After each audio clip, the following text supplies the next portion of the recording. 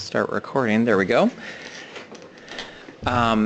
This is a special webinar that we are doing here at Thomson Co. Just for CSI accounting and payroll clients, part of our partnership with them to give everybody an opportunity to experience the HR Hotline program, the unique HR Hotline program that I know CSI has been on for a long time, and so we had been talking about it and wanted to give everybody the opportunity to try out the program. As part of the Hotline program, one of the major components is the webinar series. So this we are giving and having out this webinar, monthly webinar on the new overtime regulations.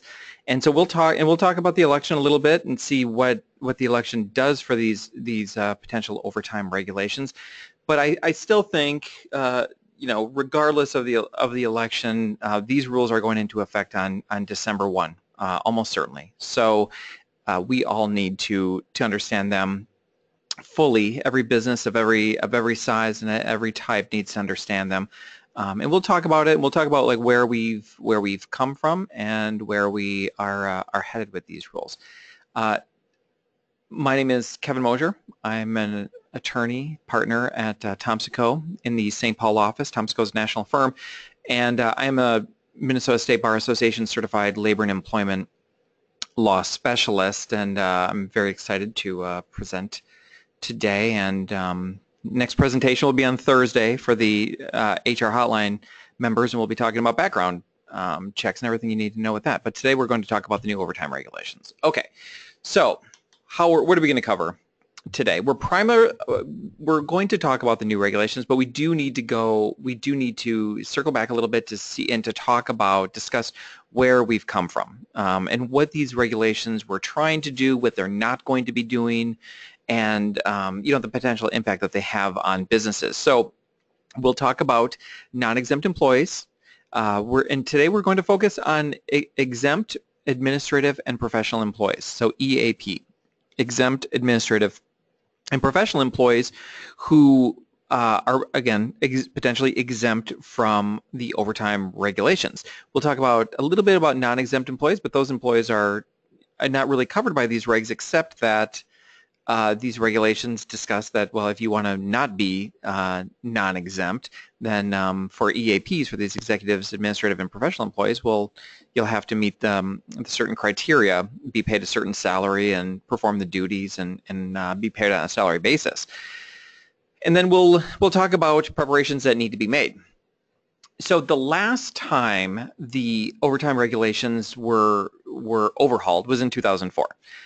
For those of you who are like me and have been around since 2004 doing this, you'll remember beforehand this long and this short test, and how the long test, if you were being paid $255 on a salary per week, you had to perform a number of duties, the longer list of duties. And if you were paid $255 a week and you were paid on a salary basis and you were performing all these duties, then you could be potentially exempt if those duties were professional, administrative, or executive, managerial, so EAP.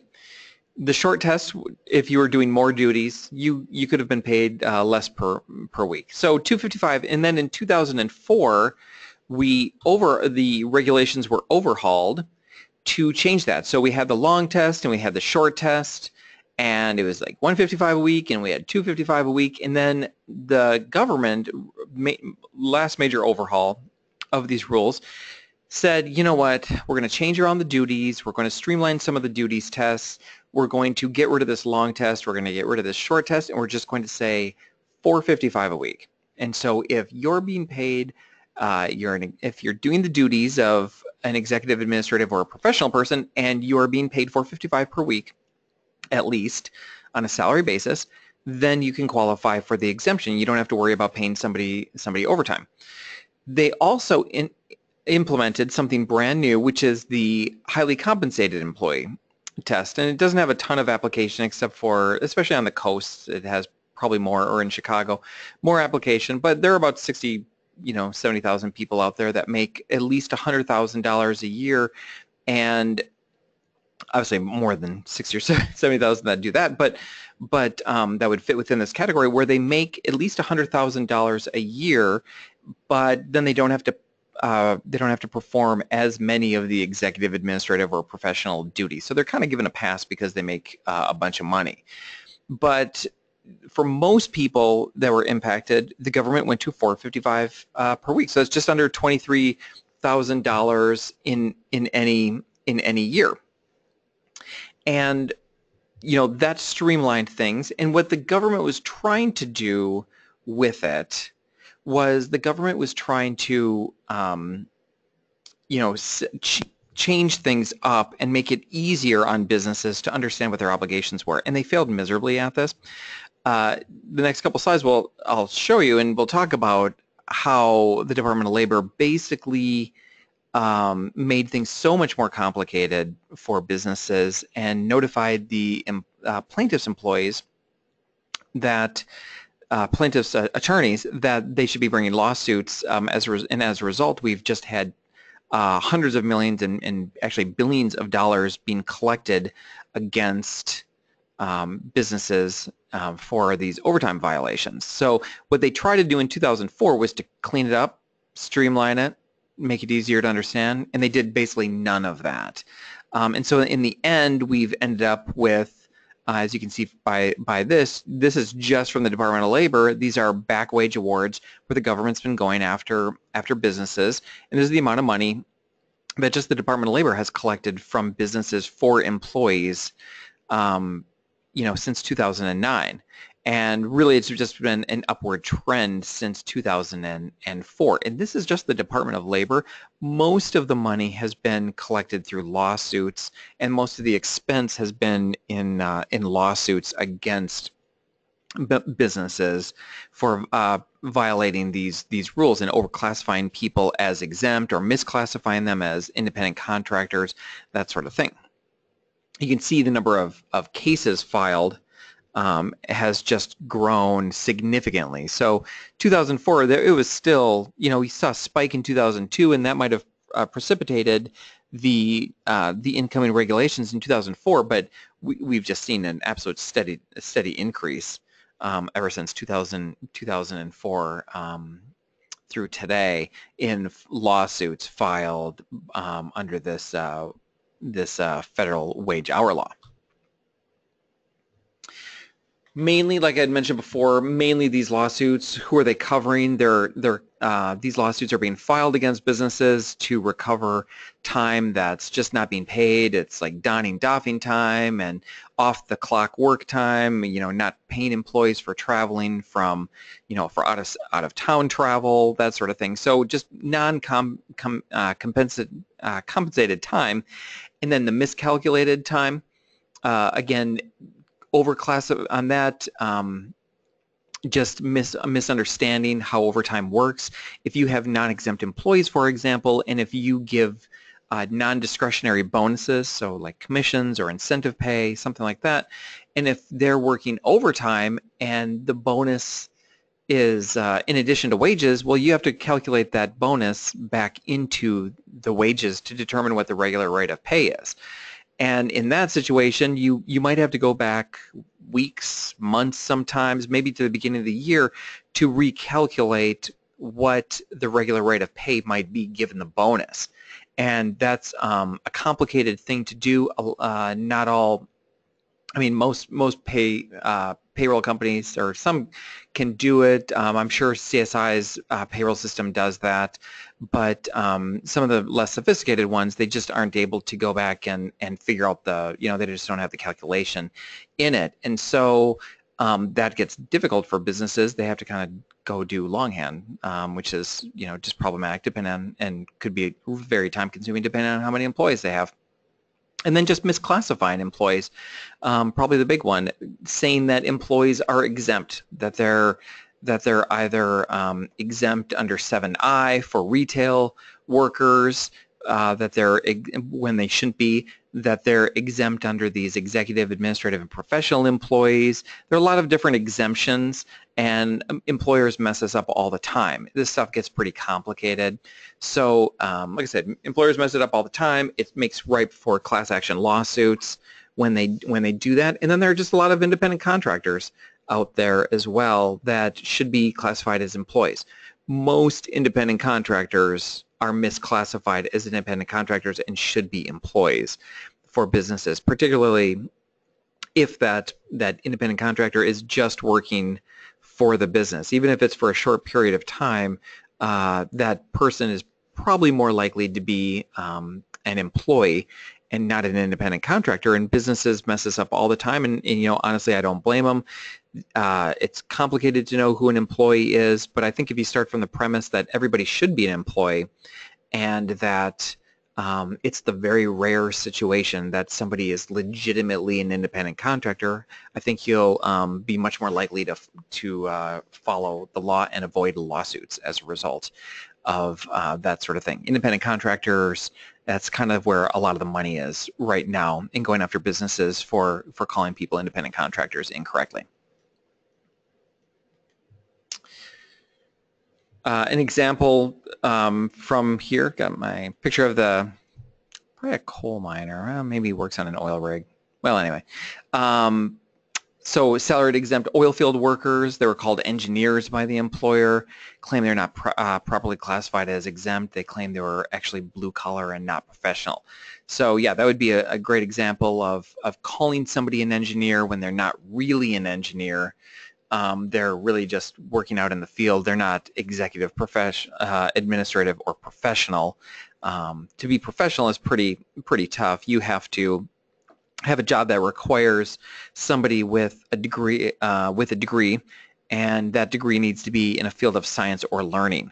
And so that's a pretty tough standard to meet for most businesses and for most people. I mean, certainly attorneys and accountants, not bookkeepers, but accountants are professional employees. Engineers are, where an engineering degree is required for the position, but engineers who don't have to have an engineering degree, they're not, just because they're called engineers, it's not going to do any good. They're not, it's not going to get very far with the Department of Labor. Here are the reasons why we've been seeing such a, you know, like I said, 600% increase in lawsuits. You know, like I mentioned before, law is complex. They tried to fix it in 2004. It did not work. Interpretation shifts with political wind. We do see that. Under the Obama administration, we've seen a very, very aggressive Department of Labor, which has been going after employers quite extensively, especially on the independent contractor and joint employer side of things, you know, claiming that a business is liable even if they're you know, firing independent contractors, or even if they're firing temp agency workers, for example. So that's very common. But the big one is that attorneys have figured out, like, there's a lot of money. Plaintiffs' attorneys, you know, that sue businesses, they figured out that there's a lot of money to be made in this world going after businesses, because so many businesses messed this up. And if you just do a little bit of a mess up, you know, it's not necessarily going to be excused. It's you know, and if you get found guilty in court, you're going to be looking at having to pay legal fees as well. And so not only your attorney's legal fees, but the legal fees for the plaintiff. So that brings us up to today. So about a year ago, a little over a year ago, the Department of Labor announced that they were going to be issuing this test to everybody, or these new regulations. And so there were a lot of questions, like how extensive are these regulations going to be? Is it going to be an entire overhaul like it was in 2004? And the answer ended up being not even close. You know, there's a lot of press on this. It wasn't really mentioned in the presidential race at all, but you know, this has been a really big issue for business in 2016. And, you know, even so, there's not a lot of changes going on. Many businesses will not see an impact from these changes, and we'll talk about them in a second here. So when we talk about how you can classify somebody as exempt. We talk about the three things I mentioned before. You have to meet the duties, right? So the duties for the executive, the duties for the administrative person, or the duties for the professional. And there are other exemptions, but these regulations only cover EAPs, executive, administrative, and professional employees. All the other exemptions out there, like, you know, for outside salespeople and retail workers, that these regulations have no impact on those people. So this is just covering the executive, the administrative, and the professional employees. And so right there, you know, it's automatic, you know, it's very limited. So the duties are always what makes this so complex for employers to understand. You know, is the person working in an administrative capacity?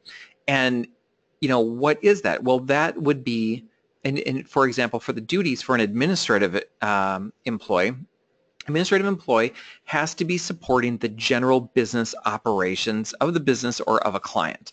So right there, general business operations in a support role. So who are examples of that? Like marketing people, HR is a good example. Legal staff could even be an example. People that are doing back office stuff, back end stuff, supporting the business operation.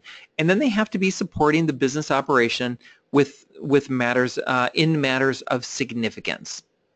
And so, you know, lawyers sure probably do that. Marketing people, probably a matter of significance. It's not going to cover all marketing people, because some marketing people might be just, you know, carrying the coffee around for somebody else. They might not be really working on matters of significance. Secretaries certainly are supporting the business operation, but they're rarely working on what is really a matter of significance for the business. And then the third test is that they have to be that with regard to those matters of significance, they need to have be able to make independent decisions and exert their own judgment. And so again, even if here in this example, if a secretary is certainly supporting the business operations, and maybe even they're working on something important, but are they able to actually exercise independent judgment with regard to those matters of significance? Probably not. Marketing people, HR people, you know, more likely at higher ends, depending on the size of the business, more likely those people are going to be making decisions and independently, and not be taking and not taking direction from other people to see, you know, for the decisions that are made. So that's just an example. So those are that's the duties test. None of that's changing. So if somebody is currently making, let's just say, $1,000 a week, and they're an executive and they're being paid on a salary basis, nothing's going to change come December 1. Now, the other two things that we have is, so we've got the duties for these executive, administrative, and professional employees, but then we also have the salary level. And as I had mentioned before, the salary level was $455 a week since 2004. Well, that is changing. So that's going to go to $913 a week.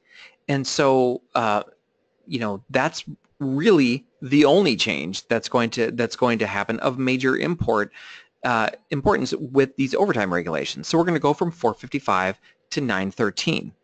We still have to be paid on a salary basis, so that's not going to change. That's still the same as it was in 2004, as it was in 1970, in fact, and that's going to be the same in 2016 and beyond. So you still have to be paid on a salary level, so it can't be an hourly wage if you want to try to classify somebody as exempt. This 913 needs to be a guaranteed minimum amount, regardless of the number of hours that the person works in a week, and regardless of the quality of their work. It needs to be at least 913 a week. And if it's not 913, there's no prorating. So if somebody works 20 hours a week, you don't get to prorate. It's just straight up 913. If they're paid 913 a week at least, and they're paid on a salary basis, then you can classify, and they're meeting the duties, and they're you know, then you can classify them as exempt. And that's kind of it. So really the major change here is we're going from 455 to 913.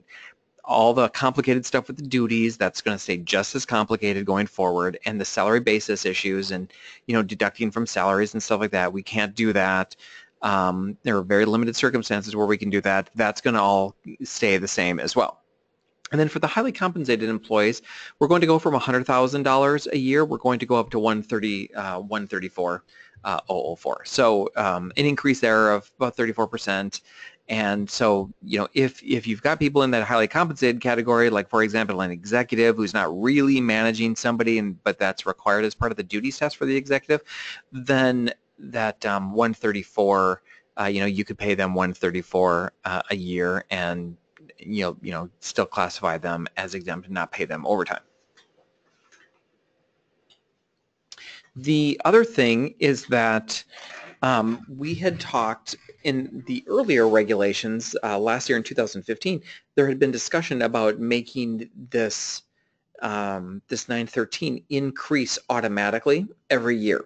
And so we would, the government talked about looking at the rate of inflation, the government talked about looking at the consumer price index, just various different statistics, labor statistics kept by the Bureau of Labor Statistics, so BLS. And so they initially had wanted to do this every year, and eventually they relented.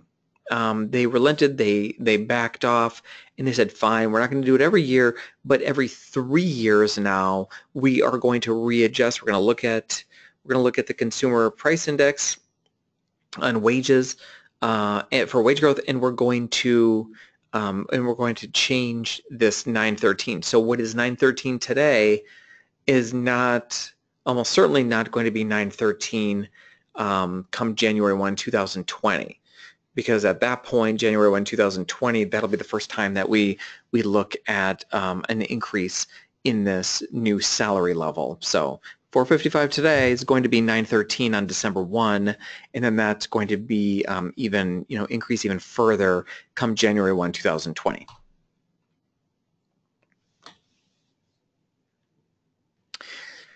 As far as the executive administrative, so EAP, executive administrative professional exempt requirements, again, here are the 3 tests that I had talked about. So if you look at these 3 tests and you see first paid a predetermined and fixed salary, not subject to reduction because of variations in quality or quantity, that's the salary basis test. Okay, so that's not changing. If you've legitimately been having people exempt today and in the, since 2004 and before that even, that is the salary basis test. None of that's going to change. So that's why we have to pay somebody if they work for like 15 minutes of the day and then they go off fishing. That's why we need to, pay them because of the salary basis test if they're exempt. Obviously, hourly employees, we don't have to pay them, but we do for salaried exempt employees under the EAP. The salary level is the second one, so that's the one in the middle here. That's what's changing, right? So the duties test at the bottom, that's not changing. The salary level test is changing. With these new regulations, it's the only really thing of substance that is changing. So as much noise as we've heard and as much confusion supposedly from business groups and lobbyists and consultants, it's really not that huge of a complicated thing to understand. We're basically going from 455 to 913. There are some nuances. We'll talk about them in a minute, but for the most part, that's really what we're looking at. We're looking at changing the second bullet point, the salary level test, to 913 per week. So there's your current one. You're at 455. 23,600, a lot easier to meet for many employers. It's a lot harder depending on the business, but for the most part, especially in like a metro type of area, it's pretty easy for a professional employee or an executive employee or an administrative employee that would have discretion and independence. It's pretty easy to get 23,600. A lot harder to get 47,476. So a lot of businesses are trying to figure out right now, how are they going to handle this? Because you might have somebody being paid like in the 30s and they're well above this 23,600, but they're being paid in the 30s, or maybe even, let's just say, $40,000. That's right there is about a 20% jump on somebody being paid $40,000. So we're looking at having to make a decision like, okay, if I want to move the person, if I want to not pay them overtime, what are my options? And you've got several options. One of them is to move them up to 913 a week. So you could always do that. It might be just be too much to swallow, though, depending on how much the person's currently making. But then the other option is just to tell them, okay, fine, you're hourly. I've got to track your hours now. You're gonna have to punch a clock, and as a result, you're gonna get overtime. But by the way, don't work any overtime because I can't afford it. So for those employees, you just might need to tell them, like, no more overtime. Stop it. I'm not going to pay you overtime. You're making $40,000 a year. I can't help that the government did this, but your overtime's done. Now, for a lot of businesses, you expect the person who's maybe in an exempt capacity to work a lot more than 40 hours a week. And so then it becomes problematic. And so, yeah, you might have a salary of $40,000, but you might expect like them to work 50 or 60 hours per week to get to that. And so in that, we have to talk to CSI, for example, and we need to have them figure out like where a good price point on an hourly rate is. So we need to figure out an hourly rate price point so that we can understand what what an appropriate hourly rate is, given that the person's going to work like 50 or 60 hours per week. And you're going to have to really give them a pretty low hourly rate when they're working that many hours, because there's going to be so much overtime at time and a half. Highly compensated, here it is, 134,000. These automatic increases, here's the information on those. So we're going to be looking at resetting them every 3 years. The Federal Register will notify. So if you're on the HR Hotline program, you'll definitely, be apprised well in advance. Since we do our weekly HR tips of the week, you'll be well apprised in advance. And so 150 days out from the next one being January 1, 2020. So 150 days out from that, before that, we're going to get notified of what the new increase is going to be. And how are they going to calculate that increase? Well, the way they calculated, they didn't just come up with the 913 out of thin air. They looked at the Bureau of Labor Statistics and they just kind of drew a line, and they said, well, look, if you're going to be classified as exempt, you've got to be paid at least in the 40th percentile for an executive, administrative, or professional employee. At least the 40th percentile. So they just kind of drew a line, and they looked at all the regions of the United States where they keep these statistics, and they found that the wages in the South, the southern region, I think it's like the southeast of the United States, that wages in that area were the lowest in the country by region. And so they just said, okay, 40% of the lowest wages, in the South. So we'll just take that 40% percentile. What does it end up being? It ends up being 913 a week.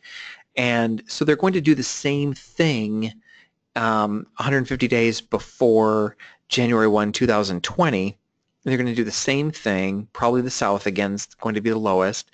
And they'll just draw the line at the 40th percentile. And they're going to come up with a number. And now, right now, based on current wage inflationary rates, they anticipate that come January 1, 2020, that number, that 40th percentile, it's going to go from 913 per week to 984. So caution, if you are really stretching to compensate, to raise somebody's wage up to 913 per week, just a heads up that in about 3 years, you're going to need to move it up to 984 or whatever it ends up being. It'll probably be in, that ballpark. But a significant move, especially if it's really, really hard to move the job up to 913 in the first place. So this is just a little prognostication of where we might be going based on anticipated wage growth. So I came across something this in August from the Department of Labor, and it's really interesting. So I'm just sharing it basically because I found it funny. Basically, if you were to go, I don't even know if it's on the website anymore, but at one point the government in August, the Department of Labor put out a piece saying, and I'll paraphrase what this slide says. Basically, look at how awesome government works. We're automating things. We're going to do this thing where we increase the salary level automatically. No more thinking about it, no more spending government resources on it. It's just going to automatically increase, and it's going to go up to, $984, maybe $1,000 per week. But how awesome and efficient is that from government to have us just automatically increase this and tell businesses about it 3 years in advance? And so they were pretty much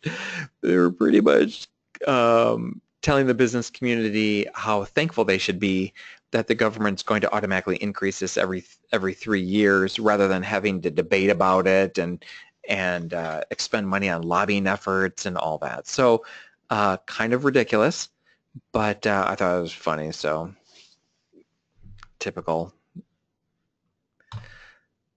Okay, so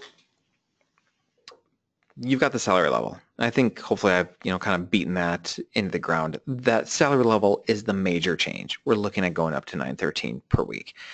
Now there is a new bonus rule, and the new bonus rule is interesting.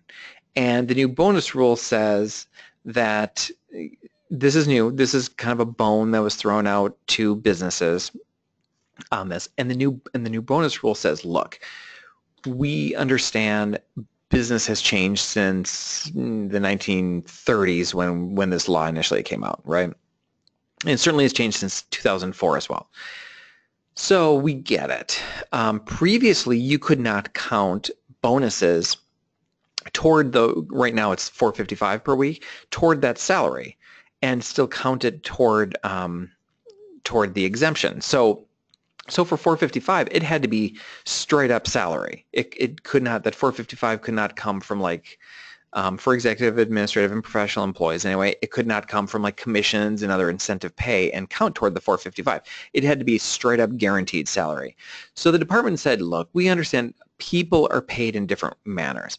So up to 10% of the salary, that's non-discretionary, that's incentive pay, that's commissions, up to 10% can be paid in bonuses and have that bonus count toward the $913 per week. So toward the salary that now needs to be paid.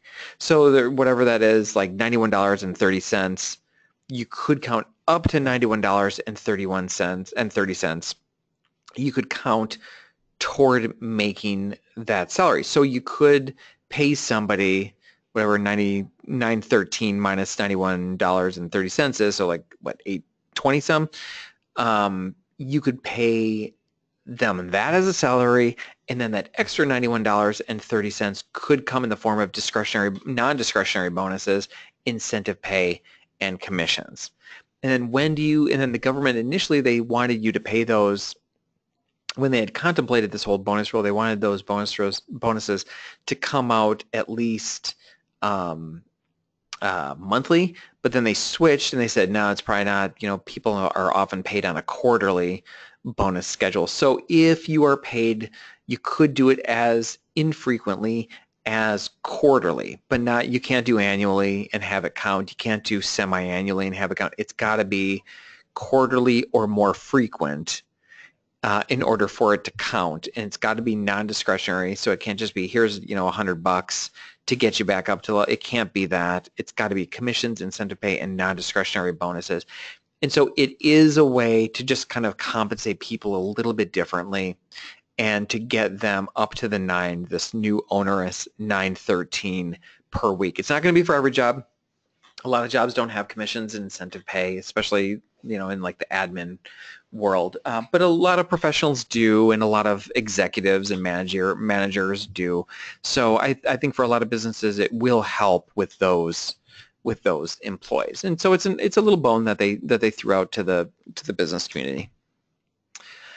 So what are we going to do? We're going to have to, if we want to do this, we're going to review our bonus structure, make sure that it's incentive pay based, commission based, or just some other form of non-discretionary pay. Again, if this makes sense for your business, if you need to do it, we're going to have to pay them out quarterly, and then we'll have to make sure that the employee is always paid at least $913 per week. And again, if they're not paid $913 per week, what's the risk? The risk is that you ruin the exemption, and that in ruining the exemption, the person suddenly becomes non-exempt and then is entitled to an hourly rate of pay and therefore overtime.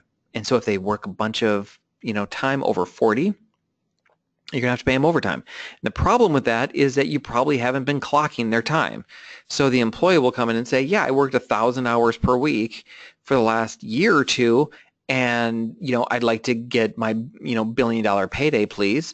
And be like, well, I don't have any records to dispute that. And the answer is, yeah, you don't have any records to dispute that.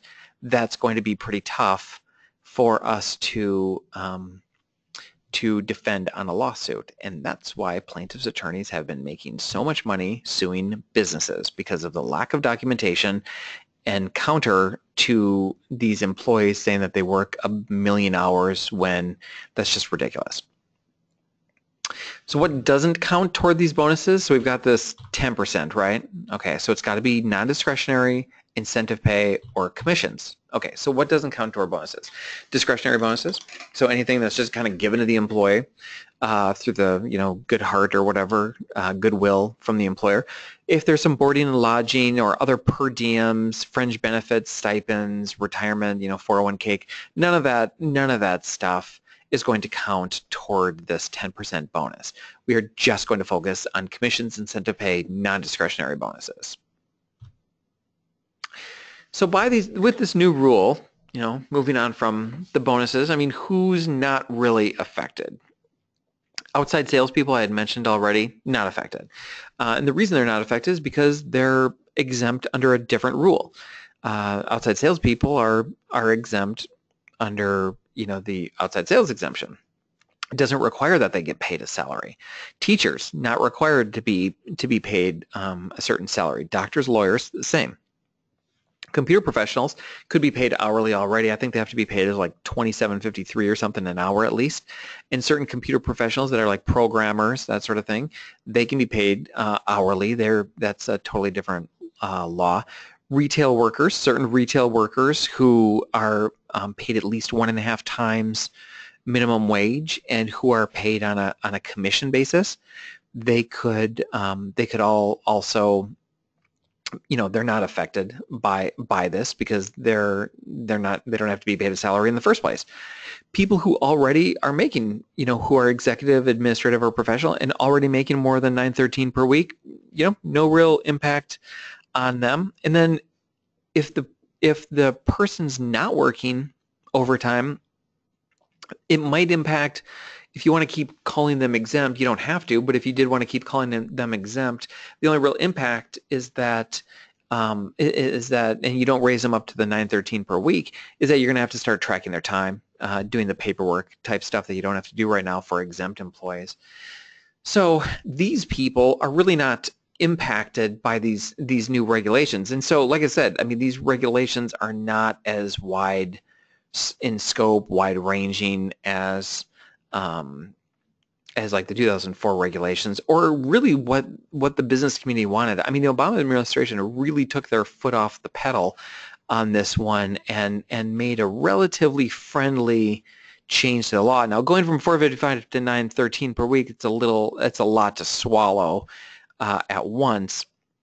But given what they could have done, which is to make it much harder to classify people as exempt, they could have made this much harder, and they didn't. So I don't know if they're regretting it now or what, but it was a fairly milquetoast response from the Department of Labor on this. Who is likely to be impacted the most? Well, I think hospitality. Employers in rural areas where the wages are lower. It'd be pretty tough for a lot of rural employers to be hitting that $913 per week. Small businesses just generally, where again the wages might not be up there as well for your EAPs, for your executive administrative professional employees, and then retail, unless the person is being paid a commission and making at least 1.5 times minimum wage under 7I. So, but I think this is what you're going to be seeing: hospitality, restaurants, hotels, lodging, that sort of thing. You're going to be seeing some really big impacts. Convenience stores run by, for gas stations and stuff like that. Grocery stores. These businesses don't necessarily pay $9.13 per week to their managers and assistant managers, but those people are often called upon to work, 50, 60 hours per week. And it's not, at $4.55 a week, it's, pretty doable, but you go up to $9.13 per week as an assistant manager at a grocery store, you're likely not to be making that. And, as a result, you're going to have to start paying that person overtime, or you're going to have to move them up to the $9.13 per week. So these are pretty tough decisions for businesses to make. Why now? Why? I mean, the obvious reason is it's the end of the administration. They want to get their shot in on this. This really goes back to the beginning of the administration, though, and when we're talking about the one of the main focuses for the administration has been the gender equality, and they've really focused on the gender pay gap that they believe is out there, and so they've taken a lot of steps to try to cure that. And so this is one of them. So one of the main reasons that they did this rule was because they looked at the statistics, and they're showing how many single moms might be impacted, and you can see from the number there. I mean, 50% of the beneficiaries are women. That's the anticipated beneficiaries. So that's significantly weighing toward women. And then they look at the impact on parents, and they're looking at about 2.5 million children who will have a parent impacted. And when they say affected, they mean in a good way. Like they're going to be raised up to $9.13 per week, or they're going to start getting overtime pay. So the government is really trying to shift some money from businesses into the pocket of employees who are working a lot of hours, but only being paid like right around $4.55 per week. And so this is another step toward trying to cure the pay gap. Here are the numbers that they're estimating, and I have no idea how this is going to play out. It seems a little on the light side to me, but the government does estimate the cost of business at being $1.2 billion in year one. I think that's low. I think it's going to be more than that. We'll see. They anticipate 4.2 million people will either start making overtime pay, or they'll be moved up to that $9.13 per week. And that, we'll see how true that is. It seems a little low to me. I expect it to be more, but who knows? We'll find out how it goes forward. And again, of that 4.2 million, they're showing about 56% of those would be women. So again, they're hoping for more pay and overtime and raises up to $9.13 per week. And again, I mean, if you look at this and you really calculate out where to put people on an hourly basis, I mean, I think you can switch your wage scale around such that your business is not being impacted. Now, your morale in the office, somebody who's making $20 an hour goes down to making $13 an hour. The morale might not be there, but that person if you're paying overtime to somebody who's making $20 an hour, and they're working 50 hours a week, that's gonna be a ton of money that you didn't anticipate, and so you might very well have to move them down to like $13 an hour so that the whole thing is a wash. By the end of 2027, they estimate 5 million people will be affected by this. The big question right now, especially with the legislature or the presidential elections, is will it actually happen? And we are down to about 2 weeks. I don't see this changing. There is a current lawsuit in Texas that is reviewing this. I don't think they've done anything on it, but Congress has passed. They passed a bill So the House passed a bill overturning this, but they, it hasn't gone anywhere in the Senate, and President Obama is going to veto that anyway if it gets to his desk. So what's could very well happen, and I think this is probably more likely to happen, is this will go into effect on December 1. It's going to go into effect. We're all going to make the change. Most businesses have already pivoted and made the change to this. So it's going to go into effect, and then come President Trump, he will probably start at some point sooner rather than later. He may start the regulatory process to undo all these new regulations. And so I can see that happening in the next year or two. It'll take a year or two likely to unwind. And so that very well could happen. And so he could just unwind this whole thing. And so, a year from now, the webinar might be on